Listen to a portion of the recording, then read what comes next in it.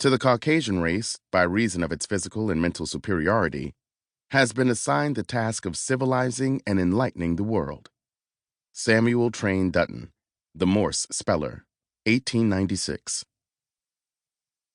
Samuel Train Dutton was superintendent of schools in Brookline, Massachusetts, when he wrote the ever-popular Morse Speller, which enjoyed its 13th edition in 1903.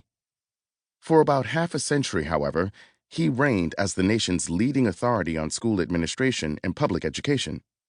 He also had led New Haven, Connecticut's schools, served as superintendent of New York City's famed Horace Mann School, and had been named professor of school administration at Columbia University.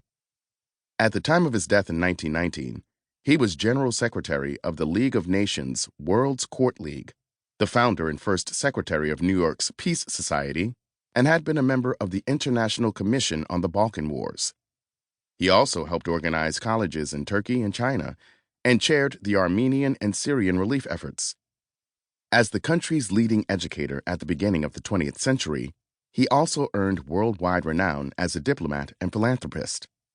For all his philanthropy and insistence that American schools teach about slavery and the Civil War, Dutton also asserted that schools must explain how the ancient Egyptians differed from the Negro and why. Moreover, as he advised teachers, the failures of American missionaries had proved that Native Americans and Africans were fit only for manual labor training, the kind of education appropriate for the heathen and the savage, as well as the vicious and defective. The white race must take up these responsibilities as its prime mission, Dutton declared in 1896.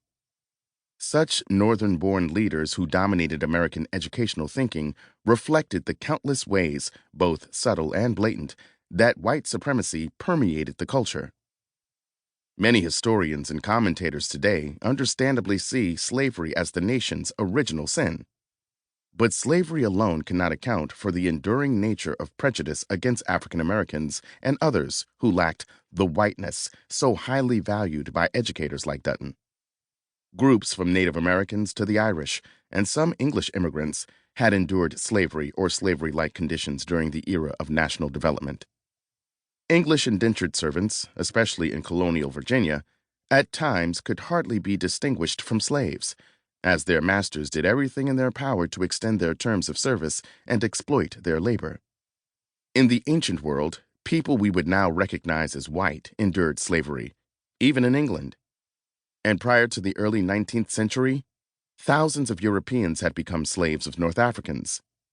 The difference in North America is the unique combination of African American slavery and the simultaneous gradual development of democratic/Republican principles. Determining who should participate in this dramatic and revolutionary process, repudiating the strictly class-based organization of European society, mandated an ideology of white supremacy and acceptance of it as normal and natural. The impact of that ideology is undeniable and defining. As the popular historian and commentator Arthur M. Schlesinger Jr. wrote over 20 years ago, white Americans began as a people so arrogant in convictions of racial superiority that they felt licensed to kill red people, to enslave black people, and to import yellow and brown people for peon labor. We white Americans have been racist in our customs, in our conditioned reflexes, in our souls. Borrowing from Herman Melville, Schlesinger confessed that in American history, the world's fairest hope had been linked with man's foulest crime. Slavery, however, did not require racism to thrive. As a power relationship, it was an ancient institution whose benefits readily justified its means.